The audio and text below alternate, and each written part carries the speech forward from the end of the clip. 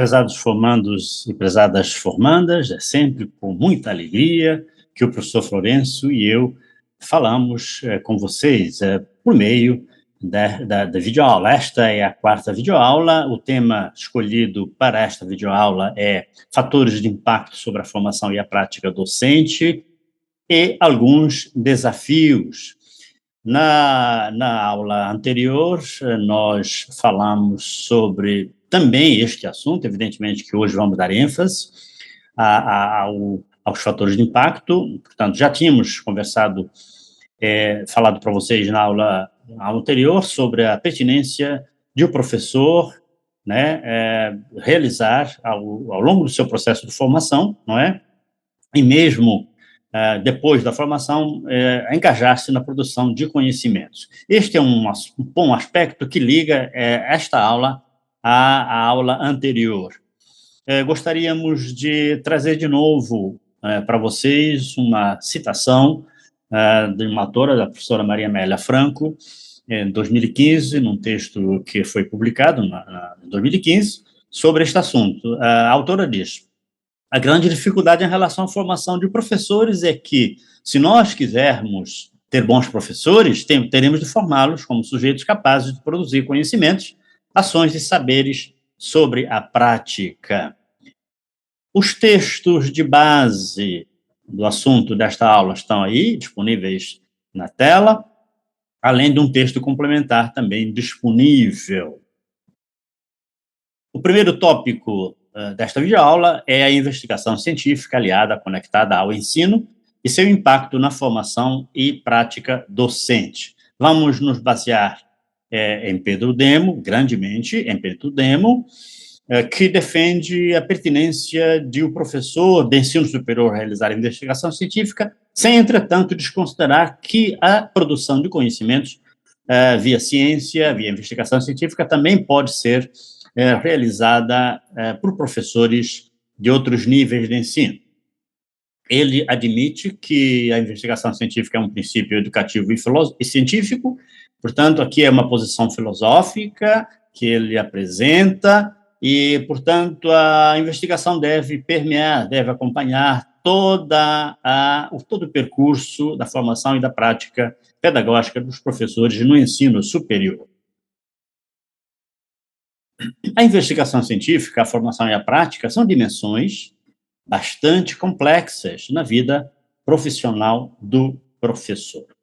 Ainda ontem eu dialogava com um amigo cabo-verdiano, né, um colega, defendíamos a pertinência de professores de ensino superior, doutores, né, investigarem. Entretanto, discutimos que nem todos os professores investigam, não só por não estarem preparados para tal, como também por não terem perfil, não gostarem, não é? Entretanto, nós defendemos aqui, de acordo com Pedro Demo, a pertinência do professor de ensino superior realmente engajar-se em pesquisa, porque isto faz a diferença. É por isso que escolhemos a falar de investigação científica como um fator de impacto na vida do professor. Daqui a pouco teceremos mais considerações a respeito disso. A investigação científica e a formação e a prática são dimensões complexas, porque segundo Pedro Demo, nós, professores, vocês, formados e formadas, são professores e professoras, nós não nascemos, vocês não nascem professores e professoras, não é? Nós não nascemos com a capacidade de ensinar, não é? Isso é verdade. Assim como nós não nascemos como pesquisadores. Precisamos, portanto, ao longo da nossa formação, termos as condições adequadas para aprendermos, né, e praticarmos a investigação científica, assim como a docência. O impacto da investigação científica sobre a formação e a prática docente, este impacto, ele é visível, né? Ele é verificável, não é? Ele até é mensurável, não é? Em que consiste este impacto, né, da investigação sobre a formação do professor? Consiste no fato de um professor, né, ficar preparado, não é, como investigador, não é? E este preparo, né, ocorre ao longo da sua atuação em algum programa contendo a investigação no seu currículo. É o caso deste curso, não é? Este curso prevê no seu programa a formação de professores como investigadores e professoras como investigadoras. Portanto, a imersão do professor em algum programa de formação, né, é a ocasião, é a oportunidade para o professor se preparar, não é? E não só, mas também ao longo da atuação profissional.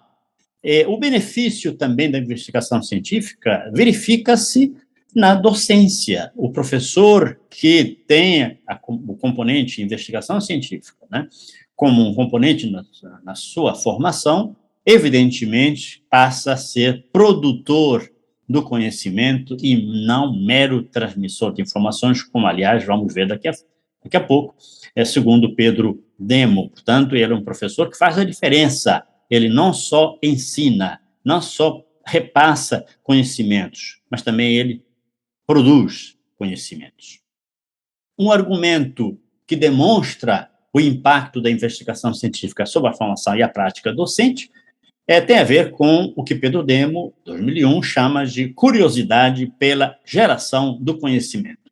Vamos citá-lo. Ele diz assim: predomina entre nós a atitude do imitador, aquele que imita, não é? Que copia, reproduz e faz prova. Deveria impor-se, aqui sublinhamos, deveria impor-se a atitude de aprender pela elaboração própria, substituindo a curiosidade de escutar pela curiosidade de produzir. Né? É o que ele diz aqui. Então, em que se traduz isto? Na extinção, segundo Demo, da visão de reprodutor e transmissor de conhecimentos. Conhecimentos que são produzidos por outros, né? Outros profissionais. E superar essa condição, desenvolvendo a capacidade de elaboração própria. Né? Portanto, ele defende, né, criticamente, a separação que ele chama como artificial entre ensino e pesquisa, ou investigação. Né? Advoga a necessidade de haver libertação da pesquisa, tá? Do exclusivismo, que ele chama de exclusivismo sofisticado, como uma atividade sofisticada e exclusiva de doutores, de instituições de ensino superior, e também aquilo que ele chama da banalização.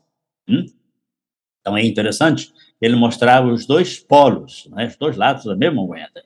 Vamos citá-lo. Ele diz assim: a grande maioria dos professores só ensina, seja porque não domina as sofisticações técnicas da pesquisa, portanto, pelo fato de não estar preparado para esta atuação, né, investigação, mas, sobretudo, porque admite a cisão, a separação, como algo dado, algo natural, portanto, algo que não é sujeito a questionamentos.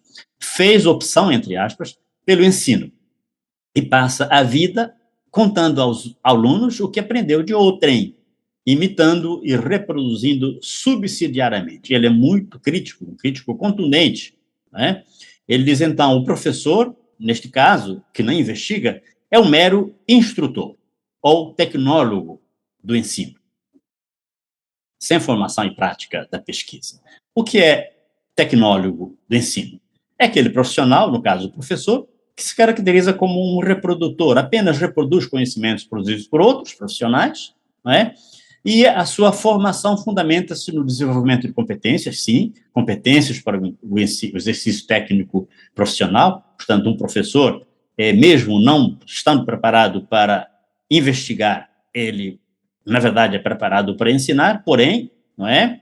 É um ensino que não faz a diferença, a não ser que ele, na verdade, não só tenha as competências técnicas para o exercício profissional, mas também que ele tenha a competência de investigador.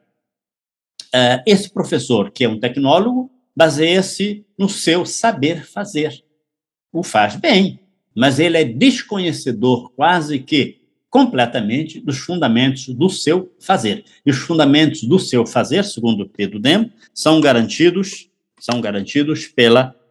pelo exercício da investigação científica. Continuemos. Ele diz assim: do lado do professor, temos, tanto o tecnólogo, né, de ensino, temos a visão empobrecida do ministrador de aulas. Ainda, em grande parte, pessoas que detêm apenas graduação, né, sem experiência comprovada no campo científico. Fruto do mero aprender, naturalmente, decai no mero ensinar. Esta caricatura se adensa mais ainda no professor biscateio, né? Aquele professor que atua eventualmente, tanto de forma ocasional e não como um profissional efetivo. É marcado por condições negativas de toda espécie, toda ordem. Primeiramente, em seu campo de graduação, é chamado a dar qualquer matéria, é chamado a lecionar qualquer assunto, como se possuísse versatilidade perfeita, não faltando casos em que ele é chamado a desbordar o seu campo. Aí ele diz quem são esses professores, ele dá exemplos. Administradores que ensinam economia, advogados que ensinam sociologia, educadores que ensinam filosofia.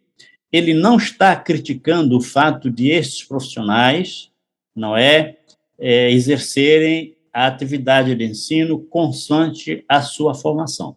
Então, o advogado deve ensinar matérias relacionadas à sua área de formação. O educador também. O administrador, idem.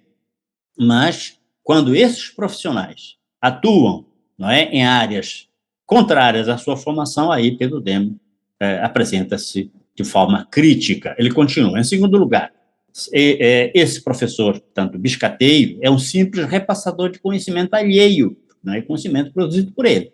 Né? Ele um dia estudou e aprendeu, e, a decorrência disso, imagina poder transmitir aos outros de cópia em cópia. Em terceiro lugar, predomina a luta pela sobrevivência, evidentemente que o professor biscateiro eventual o faz também para sobreviver, não é? Que não deixa sequer tempo para pensar em qualidade formal e mérito acadêmico conquistado. Então, aqui ele advoga dele, defende a ideia de que o professor deve ensinar assuntos relacionados à sua área de formação para que assim o faça de forma efetiva. Aí, qual é a importância, então, segundo Pedro Demo, de ensino, ou do ensino, que seja capaz de gerar aprendizagem efetiva? Né? O ensino capaz de gerar, de produzir aprendizagem efetiva, é aquele que tem como reflexo a atuação do professor com base na investigação. Então, aí, o ensinar para produzir aprendizagem efetiva é um compromisso, do professor com a necessidade de o aluno realmente aprender. Aí ele diz, vamos citá-lo, parece fundamental superar a marca histórica do professor como alguém capacitado em dar aulas, né? Porque isso já não representa estratégia relevante de aprendizagem. Vejam bem, e ele disse isso no trabalho de 2004, que, não obstante ter sido publicado em 2004, é atualíssimo. Né? Ele diz assim, nós sublinhamos, ser professor é substancialmente saber fazer o aluno aprender. Pesquisar é a tradução mais exata do saber pensar e do aprender a aprender. Vamos ouvir um áudio, de um vídeo produzido gravado com Pedro Demo, e o vídeo estará também disponível para vocês. Mostrar pelas boas teorias da aprendizagem que a atividade do aluno é iniciativa dele, ele fazendo as coisas, obviamente ligado.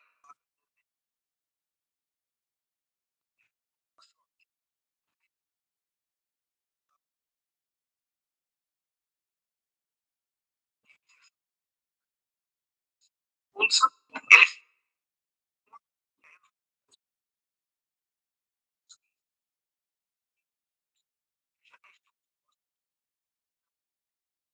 outro escutar.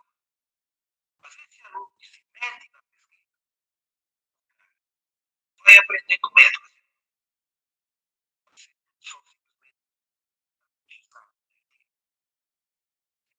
Formal. apareceu logo o lado pedagógico. Já escutei.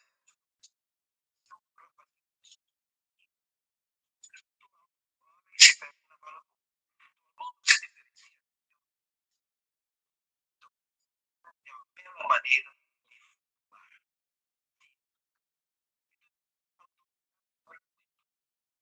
Uma bela história isso, né?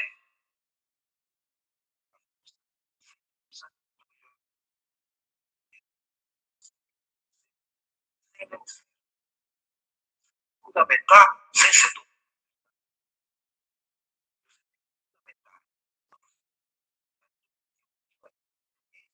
Pedagógico que eu gostaria que definisse. Como é que você fundamenta sem ser dono da verdade? Mas consolidando a ideia sem continuar aberta ao outro. Você tem que saber ter o outro como parceiro e não como dominado. É incrivelmente pedagógico. Isso é incrivelmente socrático. Eu acho que, de alguma maneira, se conseguir colocar nesse ambiente todas essas boas ideias, as mais fáceis valor. Então, ele diz, o aluno que pesquisa bem se forma incrivelmente melhor. E vamos acompanhar isto, se o áudio tiver ficado um pouco inaudível, ao final desta apresentação, vocês terão acesso ao link que permite assistir o vídeo. Quais são alguns desafios para a prática docente? Segundo da Silva Araújo, um autor importante que nós escolhemos também para vocês, num trabalho publicado em 2022, A Prática Docente no Ensino Superior, Perspectivas e Desafios.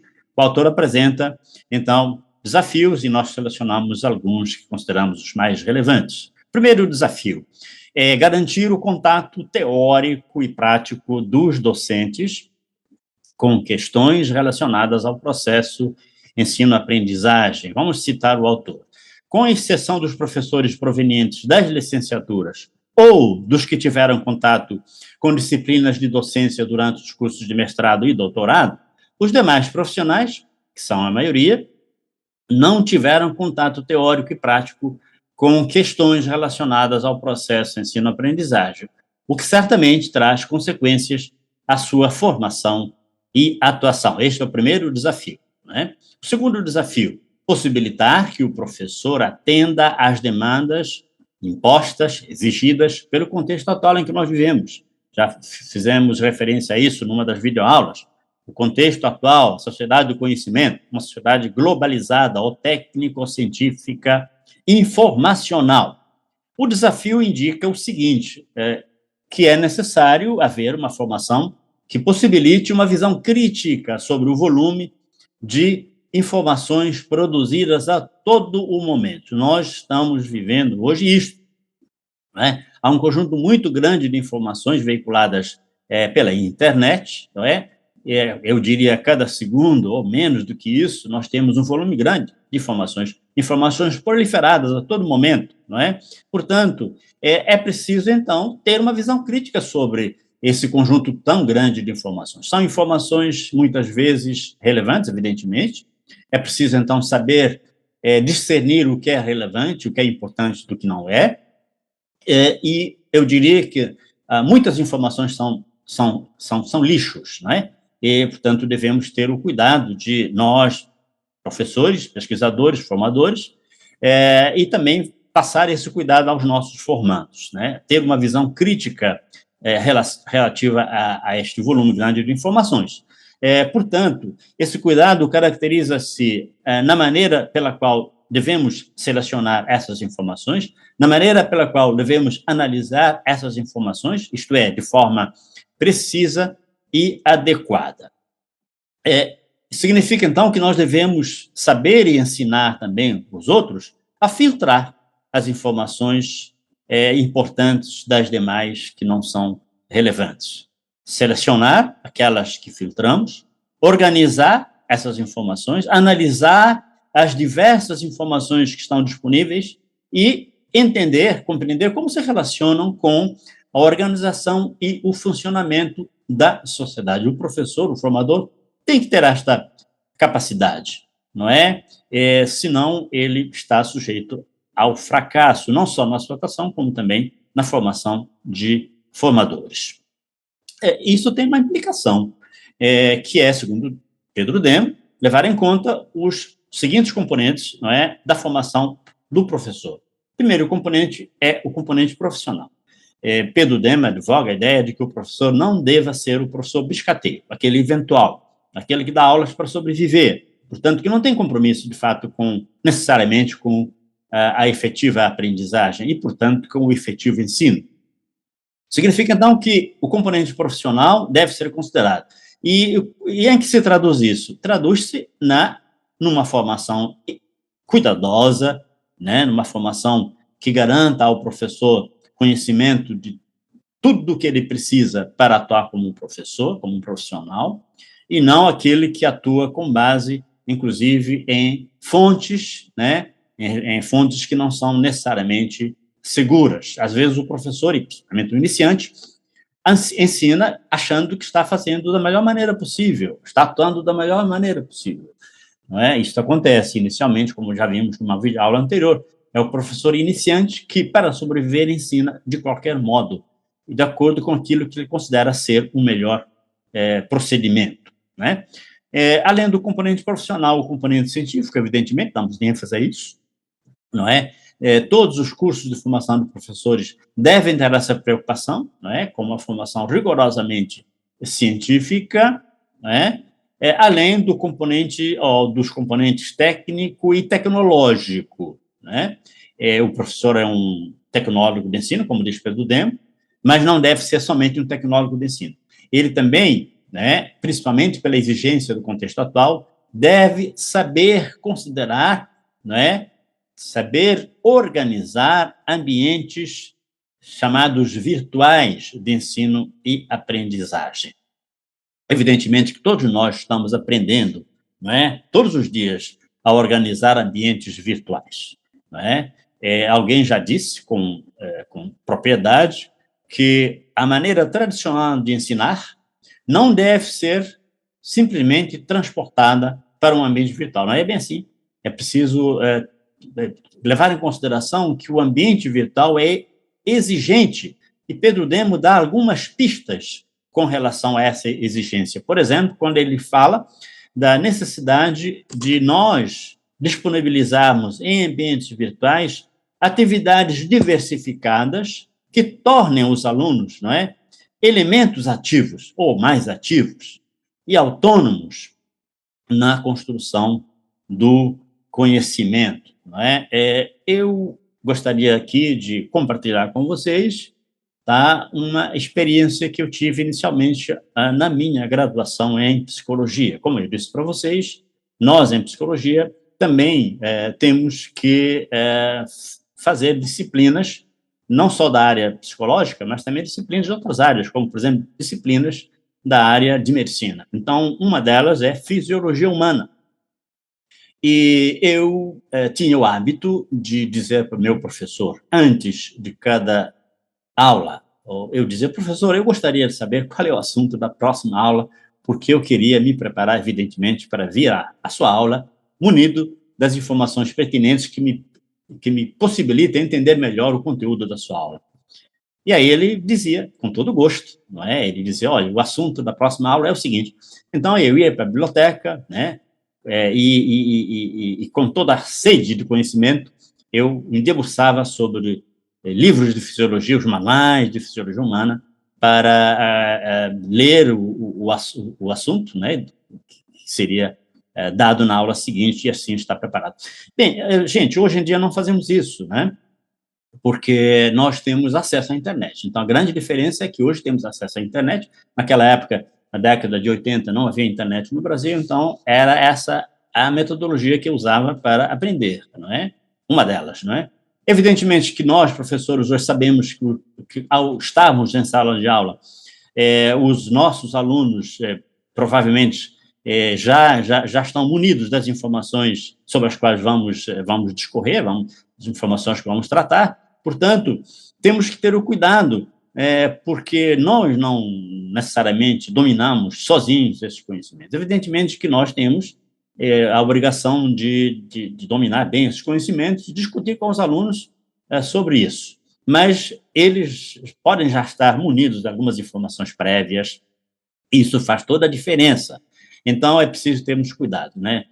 No sentido de não sermos maçantes, né? Aulas cansativas, aulas de 1h30, né? Porque os alunos não têm concentração hoje como nós tínhamos na nossa época, durante o tempo da nossa formação.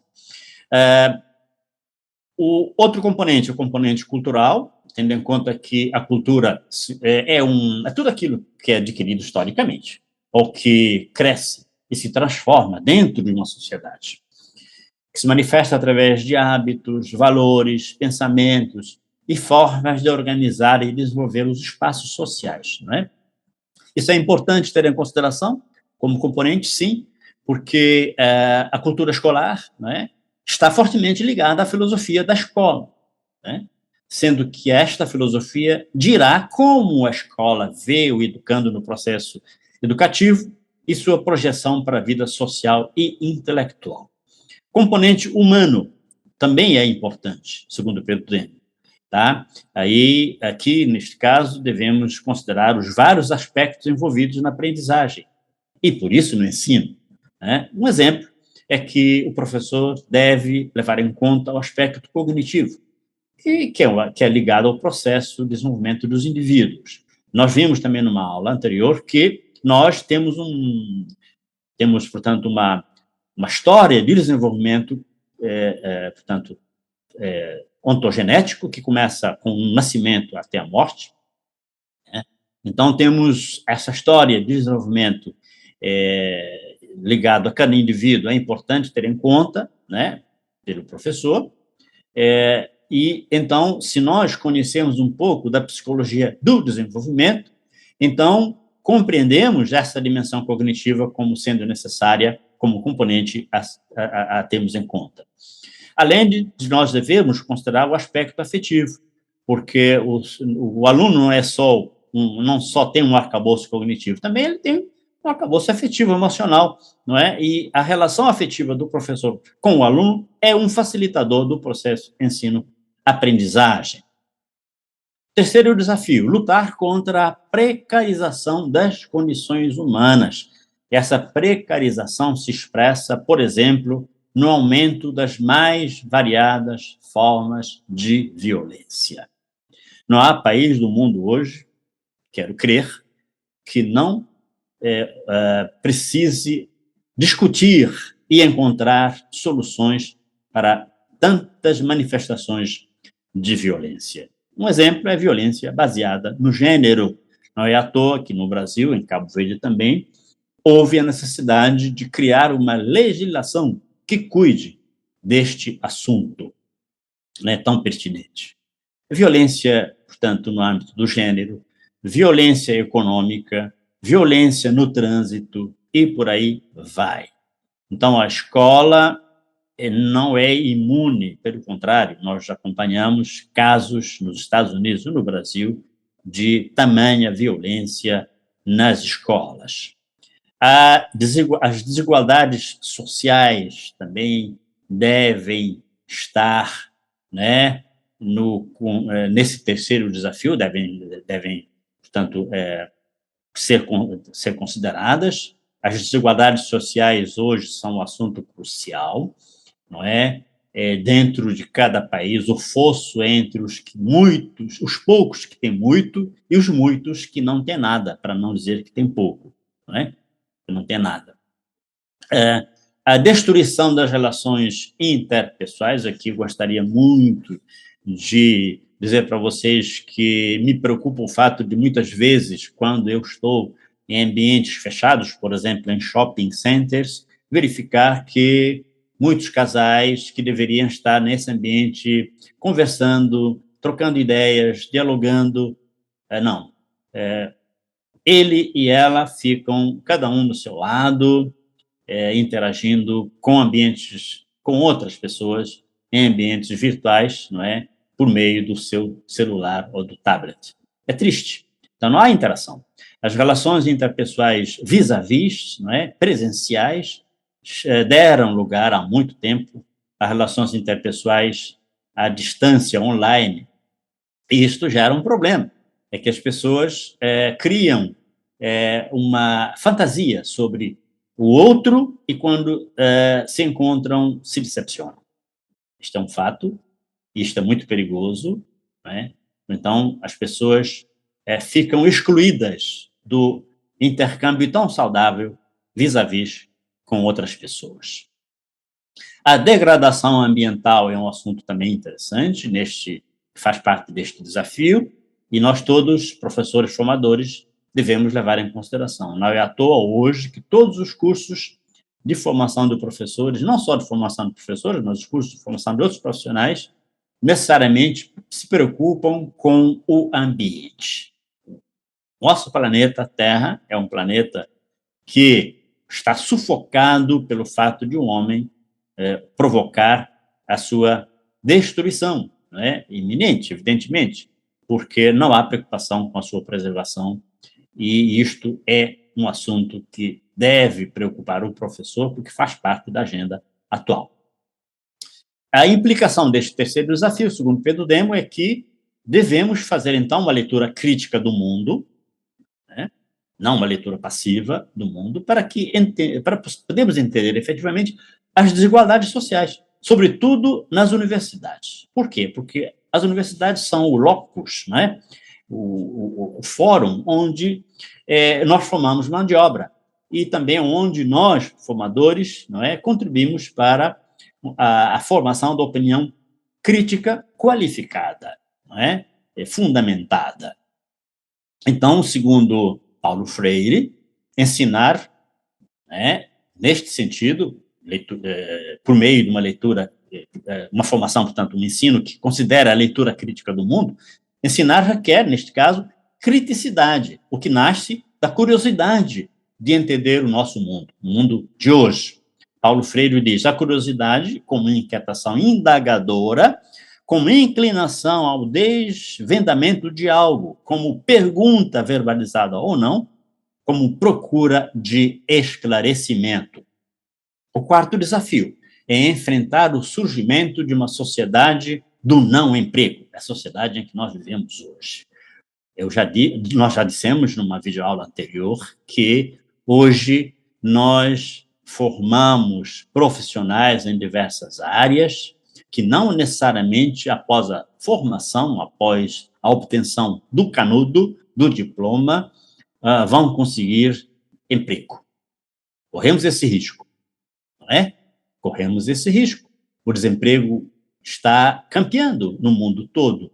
Então, o que acontece? As universidades, compreendendo isso, percebendo isso, né, começaram, então, a se preocupar com a formação dos alunos de uma forma pragmática para que sejam empreendedores, capazes de gerar negócios para sobreviverem neste mundo tão difícil em que nós nos encontramos, não é? Eu já constatei como fato, não é? Portanto, já vi, já soube, também eu já vi profissionais que, na sua atuação, trabalham de forma desvirtuada em relação à sua formação. Advogados, médicos, enfermeiros, professores até também, que estão desempregados e que atuam, então, como, por exemplo, motoristas, né, condutores de táxi, ou trabalham em Uber. É triste constatar isto, mas é um fato. E, portanto, nós temos que estar atentos para este fato. A sociedade do não-emprego, as sociedades das novas configurações do trabalho. Vejam, o que está acontecendo hoje em alguns supermercados do Brasil, não é?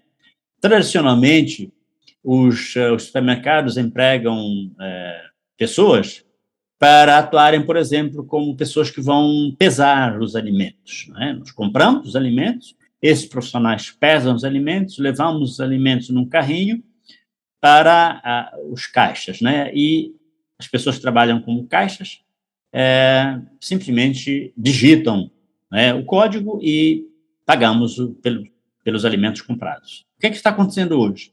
Os profissionais que pesam alimentos são demitidos, então quem está no caixa, como caixa, é que também faz esse trabalho, pesar os alimentos. É um exemplo simples que eu estou dando de alteração, portanto, do trabalho, da configuração do trabalho, né, de tal maneira que algumas atividades dão lugar a outras, não é, são extintas, e as pessoas que desenvolviam, realizavam essas atividades são voltadas ao desemprego.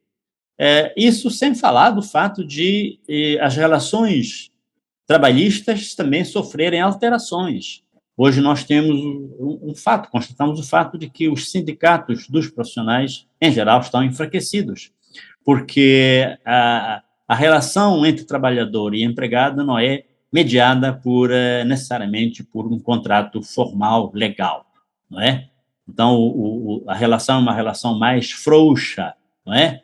E isto significa que o empregado não tem condições de se filiar a um sindicato para defender os seus interesses. Então, essa sociedade do não emprego, das novas configurações de trabalho, né, é uma sociedade em que a tecnologia emergente substitui os trabalhadores, aumentando os níveis de desemprego, e isso tem como implicação a necessidade de nós, formadores, né, qualificarmos mais, né, os nossos formandos, qualificarmos permanentemente os nossos formandos e o fazermos com mais criatividade. O outro fator de impacto programado para esta videoaula, impacto sobre a formação e a prática docentes, tem a ver com o estágio supervisionado, né? Segundo Hartmann e Goi, num artigo publicado em 2019, o estágio no contexto da formação de professores, campo de experimentação e reflexão sobre a prática pedagógica, o estágio supervisionado, segundo estes autores, é importante. Primeiramente, antes de falarmos da sua importância, convém recapitular, vocês já sabem isso, vocês já passaram, né, ao longo da formação profissional de vocês na graduação, já passaram pelo estágio supervisionado, já sabem disso. Então, é só uma recapitulação. O objetivo do estágio é fazer com que o aluno possa realmente mergulhar no ambiente profissional previamente, né, ainda como formando. Né? Segundo Hartmann e Goi, é um componente curricular, por isso que é obrigatório, por isso que é supervisionado, né, de caráter teórico-prático, porque existem atividades teóricas e atividades práticas, proporcionando ao acadêmico contexto com o contato com o contexto escolar. Aqui, estamos falando de estágio supervisionado no âmbito da formação, né, formação do pedagogo, formação do professor, acompanhado pela instituição formadora, por isso que é um estágio supervisionado. O estágio supervisionado causa vários impactos, né, na formação e na atuação do professor. Vamos simplesmente falar de alguns desses impactos. O estágio supervisionado é uma oportunidade para que o formando tenha vivências que ele não teria de outra forma, vivências e percepções relacionadas ao tornar-se professor. Hartmann e Goi dizem que o estágio da docência é uma etapa da formação em que o licenciado explora, esta é a expressão, explora, né? Eu tinha um colega de uma universidade particular, onde eu também trabalhei, que dizia: os nossos alunos precisam estagiar, precisam ir para as empresas, nem que seja para farejar o ambiente de trabalho. E eu me lembro, quando eu comecei a graduação, que logo no segundo ano, eu me interessei por estágio supervisionado. Aproveitava as minhas férias escolares de 2 meses para estagiar, inicialmente, inclusive, sem receber nada, voluntariamente. Mas eu aprendi muito com isso. E me lembro de ter feito um estágio em ciência política com um grande professor que foi padre, né? E, portanto, esses professores, ex-padres, eles têm uma disciplina férrea, não é? E ele me ensinou a ser Aí eu já era disciplinado, mas ele contribuiu para que eu fosse mais disciplinado ainda, e ele me ensinou no estágio com ele, né, ciência política, coisas que eu, naquela época, ainda não tinha aprendido na universidade. Então, é importante. Eu me lembro de uma colega minha, cabo-verdiana, que veio para fazer medicina, que também mergulhou no estágio supervisionado, e no caso dela, inclusive, não era ainda supervisionado, era um estágio não obrigatório, um estágio voluntário, que ela fez com um professor, não é, na área de medicina, particularmente obstetrícia. Então, ela, como formanda de medicina no segundo ano, já tinha aprendido a fazer cirurgias. Evidentemente que é hoje uma excelente profissional. Provavelmente, o que pesou muito nesta formação adequada, muito competente, é o fato de ela ter se interessado desde cedo pelo estágio não obrigatório. E o estágio obrigatório, então, a meu ver, não deve ser uma exigência ao aluno que esteja no meio do curso ou no final do curso. Deve ser uma exigência desde o início. Evidentemente, não tão no início, mas, por exemplo, a partir do segundo ano, eu penso que um aluno deva já estar motivado, preparado, né, instado para realizar o estágio supervisionado. Então, permite, né, vivências e percepções associadas ao tornar-se professor, no caso do professor, do estagiário que quer ser professor, né? E isso, claro, tem ganhos e também se caracteriza por dificuldades, né, inerentes ao próprio processo. Não é algo necessariamente fácil, mas é importante. Existe a necessidade de articulação entre ensino, a pesquisa e a extensão, não é? Segundo o período Emo, e Hartmann e Goi, que citamos aqui, discutem bem esta articulação, esta conexão, dizendo, por esse motivo, ou seja, pelo fato de que o estágio supervisionado permite ao formando contato com o contexto escolar, então o estágio configura-se como uma atividade privilegiada de diálogo crítico com a realidade que favorece a articulação entre o ensino, a pesquisa e a extensão. Muito bem. Então, em termos de considerações finais, nós gostaríamos aqui de dizer, então, que o fator de impacto crucial, né, sobre a prática, a formação e a prática docente tem a ver com a pesquisa científica, né?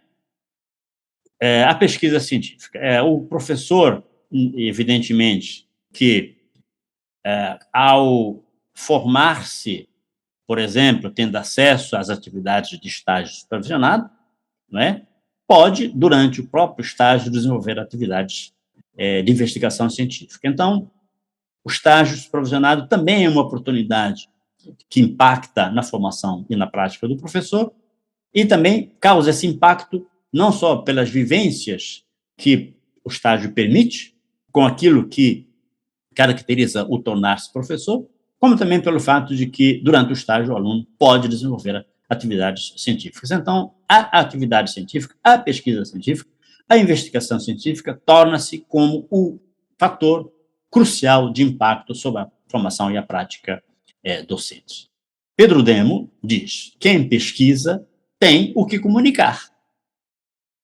Quem não pesquisa apenas reproduz ou apenas escuta.